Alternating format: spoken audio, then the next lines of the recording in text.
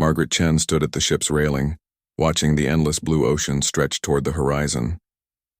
The cruise ship was massive, carrying over 3,000 passengers, but somehow she felt invisible among the crowd. At 68 years old, she had learned to blend into the background, especially after her husband David passed away 2 years ago. The other passengers barely noticed her. Young couples walked past, absorbed in their honeymoon bliss. Families rushed by, chasing excited children. Even the ship's crew seemed to look right through her when she asked simple questions about dining times or deck activities. Margaret had booked this Mediterranean cruise hoping to find some joy again, but 3 days in, she felt more alone than ever. She wore simple clothes, a plain blue cardigan, and comfortable walking shoes. Her gray hair was neatly pulled back, and she carried a small purse with her essentials. Nothing about her appearance suggested she was anyone special. She looked like countless other elderly women taking their first solo vacation after losing their spouse. Margaret spent most of her time in quiet corners of the ship. She would sit in the library reading, or find a peaceful spot on deck to watch the waves. The loud pool parties and evening shows felt overwhelming. She preferred the gentle sound of water against the hull and the warmth of the Mediterranean sun on her face. During meals, she often ate alone at small tables, politely declining invitations from other solo travelers who seemed to pity her solitude. She wasn't being rude. She simply wasn't ready to explain her story to strangers. The pain of losing David was still too fresh, and she needed this time to figure out who she was without him. The crew staff were professional but distant. They served her meals, cleaned her modest interior cabin, and answered her questions with practiced smiles. No one took the time to really see her or understand that beneath her quiet exterior was a woman with an extraordinary past that she had spent decades keeping. Secret. Margaret had chosen this particular cruise because it would stop in several ports she had never visited. She wanted to see new places, maybe find some spark of adventure that would help her move forward. But as she stood on deck that evening, watching the sunset paint the sky in brilliant oranges and pinks, she wondered if she had made a mistake. The ship was heading toward the Greek islands, and tomorrow they would dock in Rhodes. Margaret had read about the ancient history there, the medieval walls and beautiful beaches. Maybe tomorrow would be different. Maybe she would find the courage to join a shore excursion or strike up a conversation with another passenger. As the evening grew cooler, Margaret pulled her cardigan tighter and headed back to her cabin. She passed the main dining room where hundreds of passengers were enjoying their dinner, laughing and celebrating their vacations. The sound of clinking glasses and cheerful conversations followed her down the narrow corridor to her room. Back in her small cabin, Margaret looked at herself in the mirror. She saw an ordinary woman, a widow trying to find her way in the world again. She had no idea that in just a few days everything would change. She had no idea that her carefully guarded secret was about to be revealed in the most dramatic way possible. Margaret settled into her narrow bed, listening to the gentle rocking of the ship. Tomorrow would bring new islands, new sights, and new opportunities to remain invisible among the crowds. She closed her eyes and tried to imagine what David would think of this journey. He had always encouraged her to be brave, to step out of her comfort zone. But some secrets were meant to stay buried, weren't they? As sleep finally came, Margaret dreamed of her younger self, of choices made long ago that had shaped her entire life. She dreamed of uniforms and ceremonies, of courage and sacrifice that no one around her could possibly imagine. In her dreams, she was someone important, someone whose actions had mattered. But when morning came, she would wake up as just another overlooked passenger on a crowded cruise ship, with no idea that her past was about to catch up with her in the most unexpected way. The next morning brought rough seas and gray skies. Margaret woke to the sound of rain pattering against her small porthole window. The ship was rocking more than usual, and she could hear announcements over the intercom about choppy waters and potential delays in reaching Rhodes. In the dining room, many passengers looked queasy from the ship's movement. Margaret, however, felt perfectly steady. She had experienced much rougher conditions than this, though the other passengers around her had no way of knowing that. She calmly ate her breakfast while others struggled with their coffee cups sliding across the tables. A young couple at the next table was arguing about whether to take seasickness medication. The woman looked pale and kept gripping the edge of the table. Margaret quietly stood up and approached them. "Excuse me," she said softly. "Try looking at the horizon through that window there, and keep your feet flat on the floor. It helps with the motion." The young woman looked up at Margaret with surprise. Most people had been too focused on their own discomfort to offer help. "Thank you," she said gratefully. "Are you used to boats?" Margaret paused for just a moment. "I've spent some time on ships," she replied simply, then returned to her table. She didn't mention that she had once navigated through storms that would terrify these cruise passengers, or that she had learned to keep her balance on vessels much smaller and less stable than this luxury liner. As the morning progressed, the weather worsened. The captain announced that they would not be able to dock in Rhodes as planned. Instead, they would head toward Crete and wait for the storm to pass. Many passengers grumbled about the change in itinerary, but Margaret didn't mind. She had learned long ago that some things were beyond human control. She made her way to one of the upper decks, despite the crew's suggestions that passengers stay indoors. The wind was strong, and most of the deck chairs had been secured or moved inside.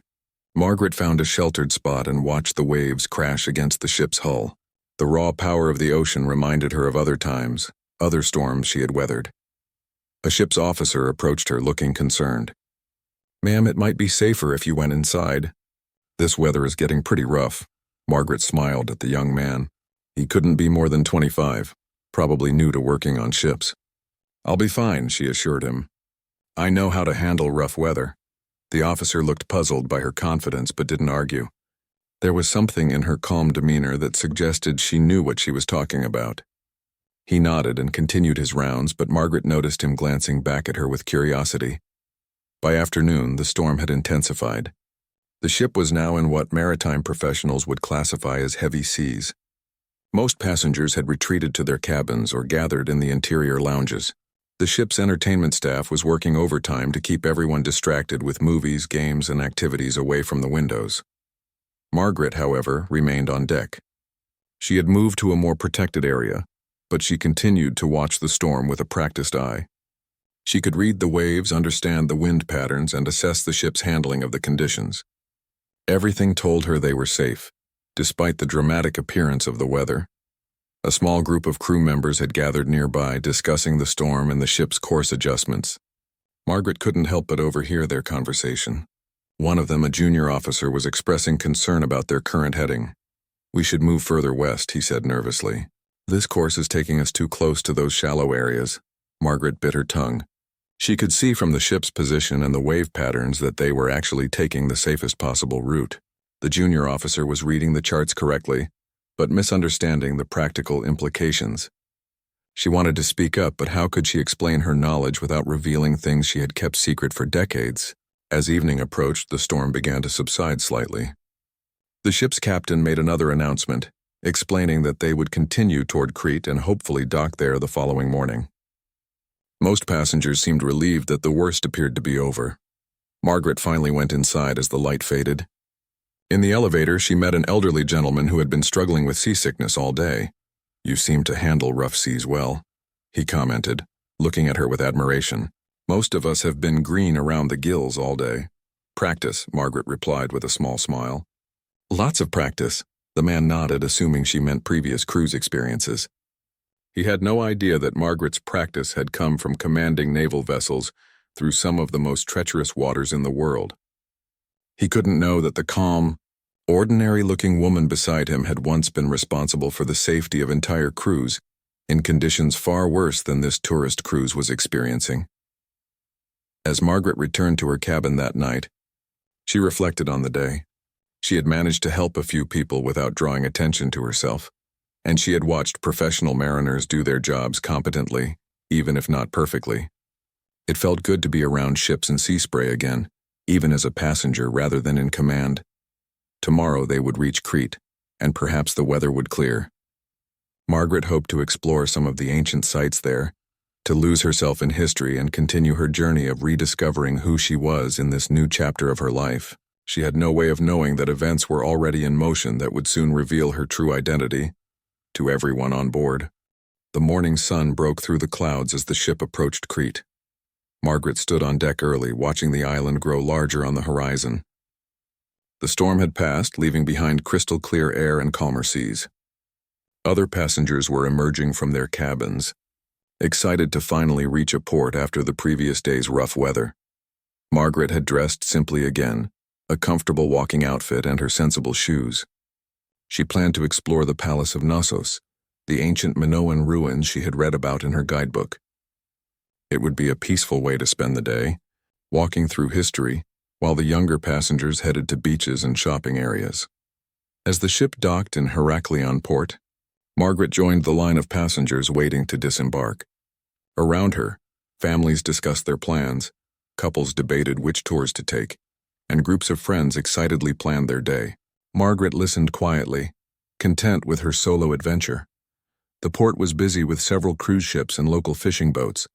Margaret walked slowly through the terminal, taking in the sights and sounds of the Greek island. The air smelled of salt water and fresh fish from the nearby market. Local vendors were already setting up their stalls, hoping to catch the attention of the tourists streaming off the ships. Margaret found a small cafe near the port and ordered a coffee and pastry. She spread her map on the small table and planned her route to the archaeological site. The bus tour groups were already forming, but she preferred to take public transportation and explore at her own pace. As she sipped her coffee, Margaret noticed a commotion at the harbor. Several official-looking vehicles had arrived, and uniformed personnel were talking urgently with the port authorities. It looked like some kind of security situation, but Margaret didn't think much of it. Ports always had various officials coming and going. She finished her coffee and made her way to the local bus stop. The bus to Knossos was crowded with tourists, and Margaret found a seat near the back. The ride took about 20 minutes through the countryside, passing olive groves and small villages that looked like they hadn't changed in decades. The Palace of Knossos was everything Margaret had hoped for. The ancient ruins were extensive, with partially reconstructed walls and colorful frescoes that gave visitors a sense of what the palace might have looked like 3,000 years ago. Margaret moved slowly through the site, reading the information plaques and imagining the lives of the people who had once lived there. She was particularly drawn to the sections about Minoan maritime culture. The Minoans had been skilled sailors and traders, building their civilization on their mastery of the sea.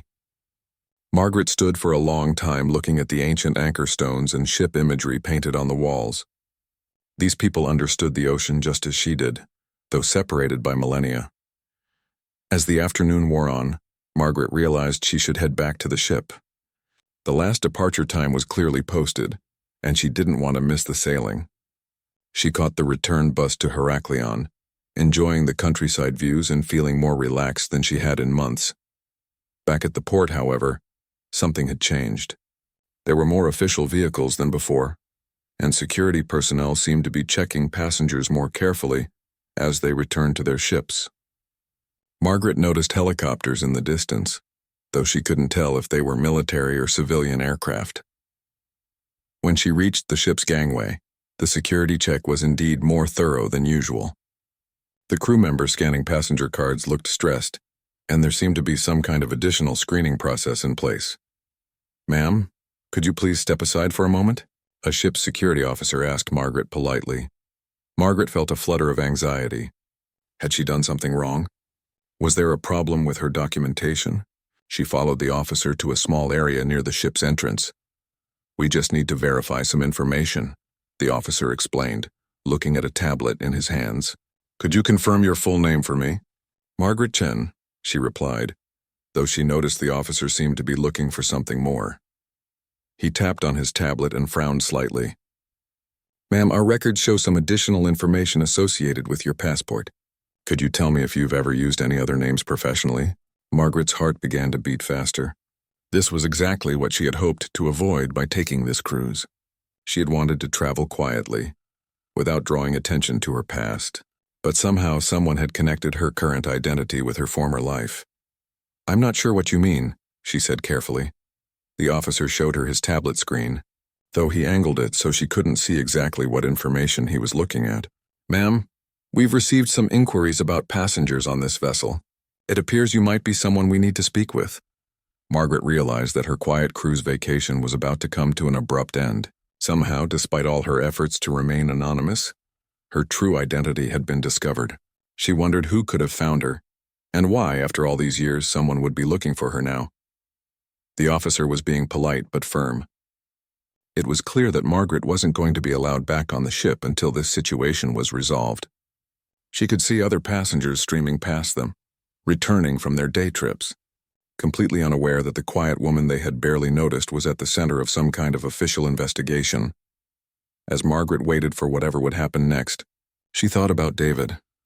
He had always worried that someday her past would catch up with her. He had encouraged her to be proud of her service, but she had chosen to keep it private. Now it seemed that choice was being taken away from her. Margaret sat in the port security office, her hands folded in her lap, trying to remain calm. Through the window, she could see the cruise ship preparing for departure. Other passengers were enjoying their dinner, completely unaware that one of their fellow travelers was being questioned by Greek authorities. The security officer across from her was middle-aged, with kind eyes but a serious expression. He had introduced himself as Captain Dimitrios, and he spoke excellent English. On his desk was a thick folder that Margaret suspected contained information about her that she had hoped would never surface again. "Mrs. Chen," Captain Dimitrios began gently, "we have received a request from the United States Navy to locate you. They have been trying to reach you for several weeks." Margaret's heart sank. She had changed her address when she moved after David's death, and she had deliberately not left forwarding information with many organizations. She had wanted a clean break from her old life, including her military connections. "May I ask what this is regarding?" Margaret asked, though she suspected she already knew. Captain Dimitrios opened the folder and glanced at the documents inside. "Mrs. Chen, according to our information, your full name is Admiral Margaret Elizabeth Chen, United States Navy, retired. Is that correct?" Margaret closed her eyes for a moment. After all these years of being just another widow, just another cruise passenger, her military rank was now front and center again. "Yes," she said quietly. "That's correct. The U.S. Navy has informed us that you are being awarded the Navy Cross, their second highest decoration for valor. Apparently, classified information has recently been declassified that reveals actions you took during your service that warranted this recognition." Margaret felt the room spinning slightly. The Navy Cross was an extraordinary honor, one that was rarely awarded and never given lightly. She had no idea what classified mission they could be referencing or why it was being recognized now, decades later. "I don't understand," Margaret said honestly. "What actions are they referring to?" Captain Dimitrios consulted his papers again. "The documents mention Operation Silent Shield conducted in 1987. Does that sound familiar to you?" The name hit Margaret like a physical blow. Operation Silent Shield was something she had never spoken about, not even to David. It was a mission that had been so highly classified that she had sometimes wondered if it had really happened or if it had been some kind of elaborate training exercise. I can't discuss that operation," Margaret stammered. "Mrs. Chen, the operation has been declassified. The Navy wants to honor you publicly for your actions. Apparently you saved the lives of several hundred people, prevented an international incident, and demonstrated extraordinary leadership under extreme circumstances." Margaret remembered that night in 1987 with crystal clarity, even though she had tried to forget it for decades. She had been a young commander then, in charge of a small naval vessel conducting what was supposed to be a routine intelligence gathering mission in international waters. They had intercepted communications, indicating that a passenger ferry carrying American tourists was in imminent danger from hostile forces. Margaret had to make a split-second decision that violated several direct orders but ultimately saved lives. "The ceremony is scheduled for next week at the Pentagon," Captain Dimitrios continued. "The Secretary of the Navy will be presenting the award personally. They've been trying to locate you to extend the invitation." Margaret shook her head. "I never wanted recognition for that mission. It was classified for good reasons. Some things are better left in the past." "Ma'am, with respect, the Navy disagrees. They believe your actions represent the highest traditions of naval service and should be recognized publicly. They've sent a helicopter to transport you from here to Athens, where a military aircraft is waiting to take you to Washington." Margaret looked out the window again and realized that the helicopters she had seen earlier weren't just random aircraft. They were there for her. The thought of being the center of attention at a military ceremony, of having her quiet retirement disrupted by media coverage and official recognition, filled her with dread. "What if I refuse?" she asked. Captain Dimitrios smiled sympathetically. "Mrs. Chen, they've asked me to tell you that this is not exactly a request. As a retired flag officer, you can be recalled to active duty for official ceremonies. The Navy has made it clear that they consider your presence at this ceremony to be essential. Margaret realized that her peaceful cruise vacation was definitely over.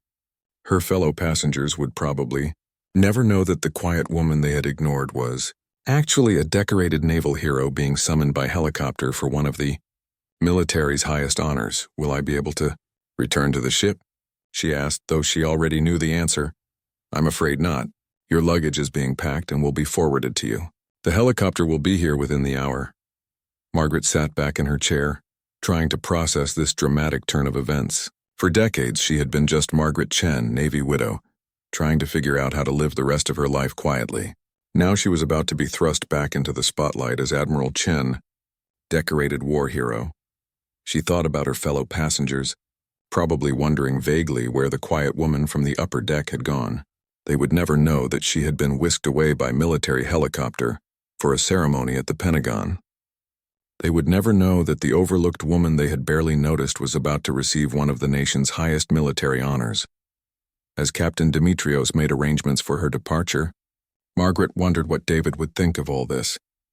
He had always been proud of her service, even the parts she couldn't discuss with him. Maybe it was time to finally accept recognition for actions she had tried to forget. The sound of helicopter rotors grew louder as Margaret waited in the port office. Through the window, she could see her cruise ship preparing to leave without her. Passengers were gathering on deck for the evening departure celebration, completely unaware that one of their fellow travelers was about to be airlifted away for a military ceremony. A young Greek naval officer entered the office and saluted Margaret respectfully. "Admiral Chen, the helicopter is ready for you. We also have a message from the U.S. Embassy in Athens." Margaret accepted the sealed envelope with trembling hands. Inside was a letter from the American ambassador, explaining that her story had already begun to attract media attention. The declassification of Operation Silent Shield had been accompanied by a detailed account of her heroic actions, and news outlets were eager to interview the mysterious admiral who had disappeared into retirement. "This is exactly what I was trying to avoid," Margaret murmured to herself. Captain Dimitrios overheard her. "Ma'am, sometimes heroes don't get to choose when they're recognized. Your country wants to honor you. Perhaps it's time to let them." Margaret gathered her small purse and the few belongings she had carried off the ship that morning. Everything else would be forwarded to her later. As she walked toward the helicopter, she felt like she was stepping out of one life and into another. The helicopter crew treated her with the respect due to a flag officer, helping her aboard and ensuring she was comfortable for the flight to Athens. As they lifted off, Margaret could see the cruise ship below, now looking small against the vast blue of the Mediterranean. She wondered if any of the passengers happened to look up and see the helicopter, not knowing it carried the quiet woman they had barely noticed. The flight to Athens took just over an hour. Margaret stared out at the Greek islands below, thinking about the peaceful vacation that had been so abruptly interrupted. She had wanted time to grieve for David and figure out her future. Instead, she was being thrust back into a world she had left behind decades ago. At Athens airport, a U.S. Air Force transport plane was waiting. The crew was professional and respectful, but Margaret could see the curiosity in their eyes. Word had clearly spread about the mysterious admiral being flown to Washington for an extraordinary ceremony. During the long flight across the Atlantic, Margaret tried to prepare herself for what was coming. She knew that accepting the Navy Cross would mean interviews, media attention, and public scrutiny of her entire naval career. Her quiet retirement would be over permanently. She thought about Operation Silent Shield and that terrifying night in 1987. She had been commanding the USS Seahawk, a small intelligence vessel, when they intercepted urgent communications about a terrorist plot. A passenger ferry carrying 300 American tourists was heading directly into an ambush. Margaret had faced an impossible choice. Her orders were to maintain radio silence and avoid any actions that might compromise their intelligence mission. But she knew that following those orders would mean watching innocent people die. She had ordered her ship to intercept the ferry, breaking radio silence to warn them of the danger. When the terrorists attacked anyway, Margaret had positioned her vessel between the ferry and the hostile boats, using her ship's superior firepower to drive off the attackers. Her actions had saved 300 lives, but they had also compromised a major intelligence operation. For years afterward, Margaret had wondered if she had made the right choice. The mission had been classified at such a high level that she could never discuss it with anyone, not even David. The plane landed at Andrews Air Force Base outside Washington in the early hours of the morning. Margaret was met by a Navy protocol officer who escorted her to a hotel where she could rest before the ceremony. As they drove through the familiar streets of the nation's capital, Margaret felt like she was returning to a world she had deliberately left behind. At the hotel, Margaret finally had time to call her sister in California, the only family member who knew about her military background. "Maggie, I've been seeing your name in the news," her sister said immediately. "They're calling you a hero. They're saying you saved hundreds of lives." Margaret sank into the hotel room chair, exhausted by the day's events. "I just did my job, Linda. I made a decision that seemed right at the time. The news reports are saying you risked your career to save those people. They're saying you disobeyed direct orders." Margaret had never told anyone, including Linda, about the details of that night. "It's complicated. I can't really explain what happened." "Well, you're going to have to explain it tomorrow. The ceremony is being broadcast live on national television. They're expecting you to give a speech." Margaret's heart sank even further. A televised ceremony meant that her story would reach millions of people. Her quiet life was truly over. She would forever be known as the admiral who had risked everything to save a ship full of tourists. As she tried to sleep that night, Margaret thought about the cruise passengers who were probably enjoying their evening entertainment, unaware that the unremarkable woman they had ignored was about to become a national hero. They would probably never know that they had shared a ship with someone whose split-second decision had once changed the course of history. Tomorrow, she would stand before television cameras and accept recognition for actions she had tried to forget. The overlooked woman from the cruise ship was about to become the center of national attention, whether she wanted it or not. The morning of the ceremony dawned bright and clear in Washington. Margaret stood in her hotel room, looking at the Navy dress uniform that had been delivered overnight. It had been fitted specifically for her, complete with all the ribbons and decorations she had earned during her 30-year career. She hadn't worn a uniform in over 15 years. As she put on the familiar blue fabric, Margaret felt like she was putting on an old identity that no longer quite fit. Her hands shook slightly as she fastened the buttons and adjusted the ribbons. In the mirror, she saw Admiral Chen looking back at her, not the quiet widow from the cruise ship. A Navy car arrived to take her to the Pentagon. During the drive, Margaret's escort, Commander Rodriguez, briefed her on the ceremony details. The Secretary of the Navy would present the award. There would be speeches from several high-ranking officials. And yes, Margaret would be expected to say a few words. "Ma'am, I should mention that there's quite a bit of media interest in your story," Commander Rodriguez said carefully. "The combination of the heroic actions and the fact that you've been living so quietly has captured public attention." Margaret nodded, dreading what was to come. She had spent decades avoiding publicity, and now she was about to be thrust into the national spotlight. At the Pentagon, Margaret was escorted to a private room where she could collect herself before the ceremony. Through the window, she could see camera crews setting up in the courtyard where the ceremony would take place. There were more reporters and cameras than she had expected. A gentle knock on the door interrupted her thoughts. "Admiral Chen, I'm Captain Sarah Mitchell. I wanted to introduce myself before the ceremony." Margaret turned to see a young woman in Navy uniform, probably in her early 30s. There was something familiar about her earnest expression and confident bearing. "Captain Mitchell, it's nice to meet you. Are you part of the ceremony staff?" "No, ma'am.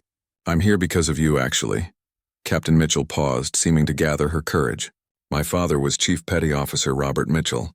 He was on the passenger ferry you saved in 1987. Margaret felt her breath catch. She had never met any of the people from the ferry, had never known their names or what happened to them after that terrifying night. "Your father was on the ferry?" "Yes, ma'am.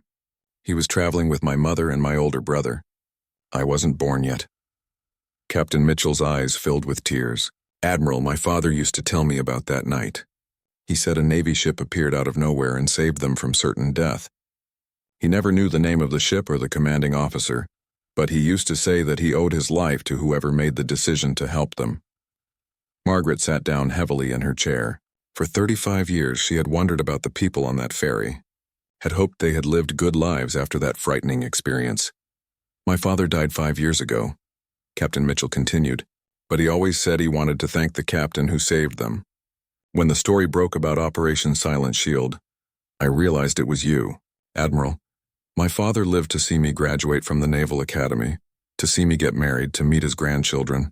None of that would have happened without your decision that night. Margaret wiped away tears she hadn't expected. Captain, I had no idea what happened to the people on the ferry. I've wondered about them for decades. Ma'am, there are others here today. Some of the other passengers from the ferry came to Washington when they heard about the ceremony. They all wanted to thank you personally.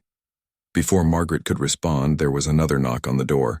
Commander Rodriguez entered to tell her it was time for the ceremony to begin. As they walked toward the courtyard, Margaret felt her perspective shifting. This wasn't just about military recognition anymore. This was about the real people whose lives had been affected by her decision. The courtyard was filled with hundreds of people. Military officials, Pentagon staff, reporters, and cameras were all focused on the small stage where the ceremony would take place. Margaret took her position and tried to calm her nerves. The Secretary of the Navy stepped to the podium and began reading the citation for Margaret's Navy Cross as he described the events of that night in 1987. Margaret scanned the audience and saw several older civilians who looked like they might be former passengers from the ferry. Admiral Margaret Elizabeth Chen demonstrated extraordinary heroism and complete disregard for her own safety, the secretary read. Her decisive action in the face of direct enemy fire saved the lives of 300 innocent civilians and prevented an international incident that could have had far-reaching consequences. When it came time for Margaret to receive the medal, she walked forward with as much dignity as she could muster. The weight of the Navy Cross felt substantial as it was pinned to her uniform. The cameras captured every moment, broadcasting the ceremony to millions of viewers around the world. Then came the moment Margaret had been dreading.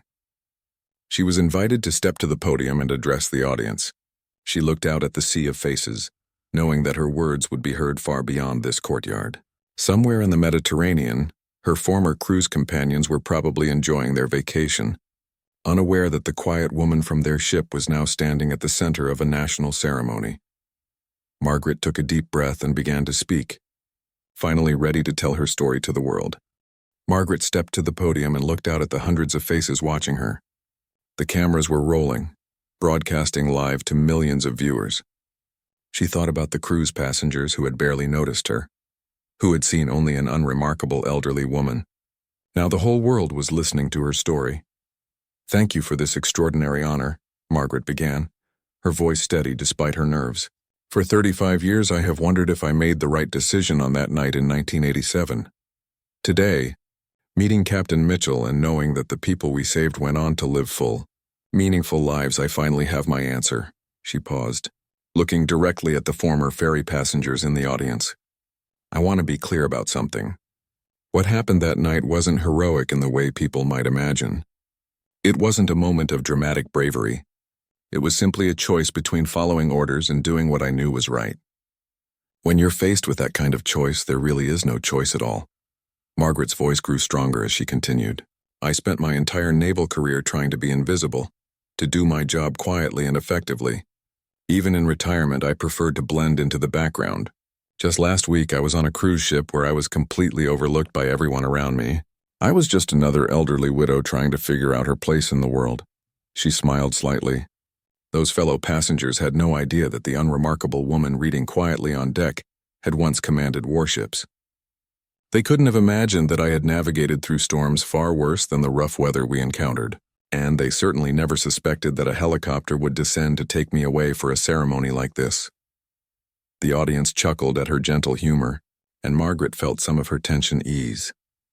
"But here's what I've learned from this experience," Margaret continued, her voice carrying across the silent courtyard. "We all carry stories that others can't see.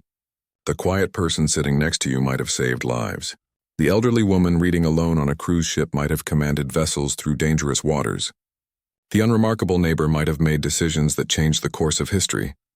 She looked directly into the cameras, knowing her words were reaching far beyond the Pentagon courtyard. "My husband David used to tell me that heroism isn't about being noticed or recognized. It's about doing the right thing when no one is watching.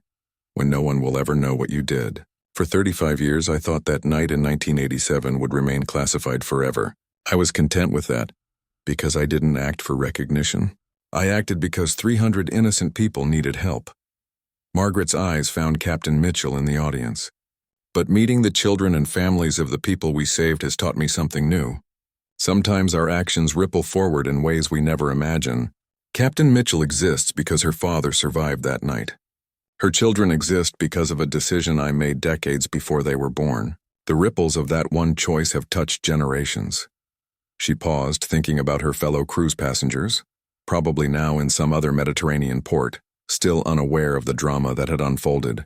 The people on my cruise ship saw an ordinary woman grieving her husband and trying to find her way forward. They were right about the grieving part.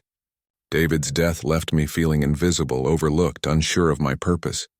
I thought my meaningful days were behind me. Margaret's voice grew emotional. But standing here today, I realize that none of us are ever truly invisible. Our actions matter, even when we think no one is watching. The quiet choices we make, the moments when we choose courage over safety, kindness over indifference, service over self-interest, these decisions echo through time in ways we may never see. She straightened her shoulders, every inch the admiral she had once been. So to anyone watching who feels overlooked or forgotten, who thinks their contributions don't matter, I want you to know this. You are seen. Your choices matter. The world needs your courage, your compassion, your willingness to do what's right even when it's difficult. Margaret looked once more at the medal on her chest, then back at the audience. This Navy Cross doesn't belong just to me. It belongs to everyone who chooses service over self, who stands up when it matters, who remains ready to help even when no one is watching. It belongs to all the invisible heroes who make our world better simply by being in it. As Margaret stepped back from the podium, the courtyard erupted in sustained applause. The former ferry passengers were on their feet, tears streaming down their faces. Military officials stood at attention, saluting not just the decorated admiral, but the quiet woman who had spent decades carrying an extraordinary secret. After the ceremony, Margaret was surrounded by people wanting to meet her, to thank her, to hear her story. The shy cruise passenger was gone, replaced by someone who finally understood that her experiences had value, that her story needed to be told. That evening, as Margaret sat in her hotel room, she received a call from the cruise director of her ship. Word had spread among the passengers about their mysterious fellow traveler who had been whisked away by helicopter. Admiral Chen, the director said, "Our passengers are amazed to learn who was traveling with us. They keep saying they wish they had talked to you, gotten to know you. You've become something of a legend on board." Margaret smiled. "Please tell them that I was exactly who they thought I was. Just a widow trying to figure out her next chapter. The only difference is that sometimes our next chapters are bigger than we expect." After she hung up, Margaret looked out at the lights of Washington and thought about David. He would have been proud to see her finally accept recognition for her service. More importantly, he would have been happy to see her ready to step out of the shadows and embrace whatever came next. The overlooked woman from the cruise ship was gone forever. In her place stood Admiral Margaret Chen, ready to share her story with the world and to prove that heroes come in all forms, sometimes looking exactly like the unremarkable person sitting quietly beside you, carrying extraordinary secrets and ready to act when courage is needed most. 3 months later, Margaret returned to the same cruise line for another Mediterranean voyage. This time, however, she wore a small Navy Cross pin on her jacket, and her fellow passengers approached her with curiosity and respect. She shared stories of her naval career, offered wisdom about leadership and courage, and reminded everyone that the most important journeys often begin when we least expect them. The woman on deck was no longer overlooked, but she had learned that being seen came with the responsibility to help others recognize their own potential for extraordinary action. Margaret Chen had finally found her purpose in this new chapter of life, helping others understand that heroes are made not by recognition, but by the quiet choices we make when we think no one is watching.